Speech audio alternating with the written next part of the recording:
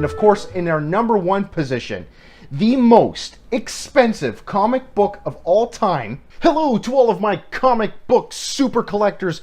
Dante D here, and welcome to the channel where we talk about comic books and other geek stuff. Before we get into our video today, just wanted to remind you all that we are on the road to reaching 10,000 subscribers. So if you are not already subscribed, please consider subscribing to this channel. It's a wonderful community and would really love to have you. If you're looking for a special shout out, let me know that you've subscribed, liked, and shared. And in the next video, I will be sure to mention your contribution to this channel. This is the channel you're looking for. Just see what I did there? You know, it was like Obi-Wan doing Jedi mind trick. In this video, I would like to give a very special shout out to Lovell Lucas Jr. and Will Grant, who correctly identified all 4 random quotes that were scattered in last week's video. Thank you guys for participating. We've been having a lot of fun. I know a lot of the viewers have been having a lot of fun playing this game, so we are also going to continue that today. If it's your first time here, you don't know how the game works, at some point, at 4 random points, during this video, I'm just going to be saying some random quotes. Make sure you stay tuned until the end of the video so you can get all of those quotes and get a very special shout out next video. So today we are talking about the top 20 most expensive comic books of all time. And trust me, there are a lot of them. These are the top 20 holy grail comic books that most of us average collectors can only dream of owning. These are the highest prices that the following comic books have ever sold out. Now, this all just comes with a little bit of a caveat. These books are not worth specifically the prices that are listed here. The books that are going to be on this list were most often sold in high grade. So if you happen to have one of these comic books that's in, you know, medium or lower grade, it may not be worth as much as you are seeing in this video today. Suspense Comics number 3, which in 2015 sold for around $173,000. Now, this is the only non-superhero comic on this list, and the reason why it is on the list and it's so valuable and rare for collectors is because this was a comic book that most newsstands and mom and pop shops back in the day in 1944 did not want to carry because of the offensive nature of the cover. If you take a look at the cover here, there are all these Nazi symbols, and in 1944 we were just wrapping up World War II, so most people did not want to stir the pot, making it one of the rarer comic books from the era. We have Showcase number 4, which in 2009 sold for around $179,250. Now, for those of you super collectors out there, you'll know that Showcase number 4 is a very significant comic book because it is the book that pretty much started the Silver Age of comics and initiated the superhero revival that we saw in the Silver Age of comic books. Action Comics number 13 in 2011 sold for a whopping $185,000. Like, that's as much as a house. I can't believe how much some of these comic books were selling for. But the reason why this comic book is very sought after by collectors is because this was Superman's first battle with Humanite. And in this issue, we also got a centerfold ad that advertised Superman number 1. I don't have to do anything I don't want to do. What I want to do is have an American cheeseburger. All American Comics number 16. This book once sold for $200,000, and this book is most famous for being the first appearance of the DC hero we all know and love today as Green Lantern. Action Comics number 10 in 2011 sold for $258,000. Now, I don't know what the significance of this comic book is because I couldn't really find any major significance, but it is an early Superman appearance, so that in and of itself is a reason why a collector would be willing to pay for a comic book like this in high grade. Avengers number 1, $274,000 it sold for. And you all will know this is an iconic cover. Most people, even who don't collect comic books, know this cover because this is the first appearance of the Avengers that we all know and love today. I mean, the Avengers are like a multi-billion-dollar industry pretty much with all the movies and merchandise. So the very first time they appeared was in this comic book, which debuted in the early 1960s. Whiz Comics number 2. Back in 2012, Whiz Comics sold for $282,000. And the significance of this comic book is that it is the first appearance of Captain Marvel, who we all know today as Shazam. Now, there was a big legal dispute between Fawcett Comics, who at the time published Captain Marvel, and DC Comics.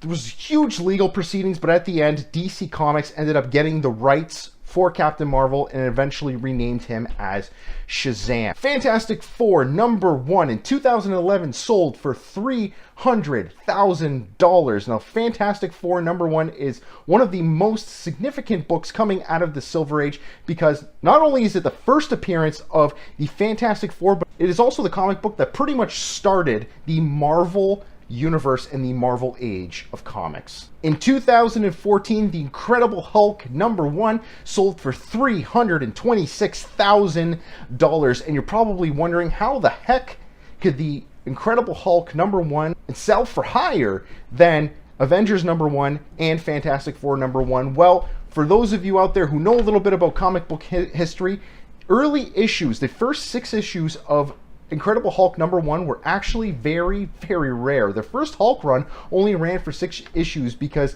people really didn't know what to think about a Dr. Jekyll, Mr. Hyde type of character, and kids were scared of him, so they ultimately ended up canceling The Incredible Hulk, which makes these early issues very, very rare. And this issue also is known for being not only the first appearance of The Incredible Hulk, but the issue that portrayed Hulk in grayscale. Yeah, that's right. He wasn't green back then. He was gray. Captain America Comics number 1 sold for $347,000. Now, this is also a very iconic cover. It is not only the first appearance of Captain America, but this is also an iconic cover coming out of the golden age of comics, which features Captain America punching Adolf Hitler in the face. Nigma, Edward Nigma, you hired me personally. We've never actually met, but your name was on the hiring slip. I have it. For $350,000, some lucky collector walked away with Marvel Comics number 1. This is also a very famous cover that features the earliest representation of the Human Torch, but the true significance of this comic is that it is the first Marvel comic that was ever published. I was really surprised to see our next one so high up on the list, but next up we have Tales of Suspense number 39, which is the first appearance of Iron Man. This book sold in high grade in 2012 for $375,000. Now, the popularity of the Iron Man movies without a doubt played a part in the popularity of this character and the reason why this book is so sought after. In 2010, Flash Comics number 1, featuring the first appearance of the Flash, sold for $450,000. We're getting into some really expensive comics here. We're getting into the half millions and millions. I just can't believe that there are some comic books that actually sold for this much. Now, just keep in mind that these books that sold for this much were usually in high grade. Another one that I was really surprised to see this high up in the list was X-Men number 1, featuring the first appearance of the X-Men, sold for $497,000. Wow. And you know what's even crazy is that the X-Men weren't even that popular back then. The X-Men only became popular nearing towards the 1970s when Chris Claremont took over the writing duties. Back then, when X-Men number 1 came out, they were just really not that great and not that popular. Batman number 1 in 2013 sold for $567,000. Now, this is not the first appearance of Batman, but this is the first Batman solo series, the first series that was dedicated specifically to Batman. For $936,000, All-Star Comics number 8 sold. And All-Star Comics number 8 is most famous for being the first appearance of Wonder Woman. She wasn't even on the front cover for this one. I've come to claim the law of surprise. Number 4, I was really surprised to not see this comic book higher up on the list, but in our number 4 spot is Detective Comics number 27, which features the first appearance of the Caped Crusader, Batman. In 2010, this book sold for a whopping $1.075 million. Number 3, really surprised to see this book so high up on the list, but that is Amazing Fantasy number 15. And this is a testament. This actually shows you that Spider-Man is indeed more of a popular superhero than Batman. Now, Batman is one of my favorite superheroes, and I always wondered, who's more popular, Batman or Spider-Man? And this here just tells me that Spider-Man is the more popular of the two. Amazing Fantasy 15 is the first appearance of Spidey, and in 2011, it sold for $1.1 million in high grade. Number 2, Action Comics number 1 sold for $1.5 million. Now, this particular copy of Action Comics number 1 that was sold was graded at CGC 8.5. And of course, in our number 1 position, the most expensive comic book of all time, again, is Action Comics number 1. That is how sought after this book is. It is on this list twice. It holds the top 2 spots.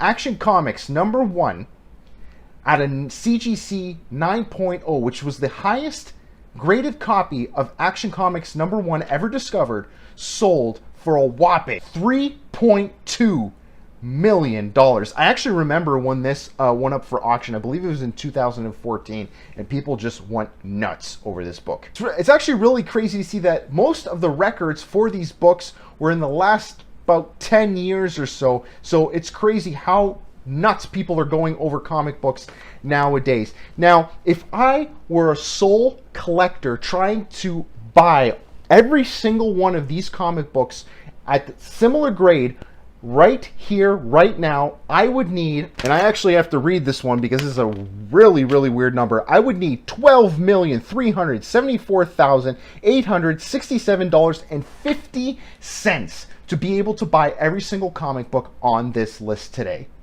Anybody want to spot me a few? Toss a coin to your witcher, O Valley of Plenty. So that about does it for our video today. Really hope you enjoyed it. I would really love to hear from you if any that are watching today actually own any of these comic books, because I can tell you right now, I do not own any of these. I probably never will, because I just can't rationalize spending that much on a comic book, but also because I probably will never have that amount of disposable income to spend on those comic books. But if you're one of those lucky few collectors that actually owns one of these, would really love to hear from you in the comments, and maybe you can leave your address and telephone number. Until next time, this is Dante D signing off. I will see you all in the next episode.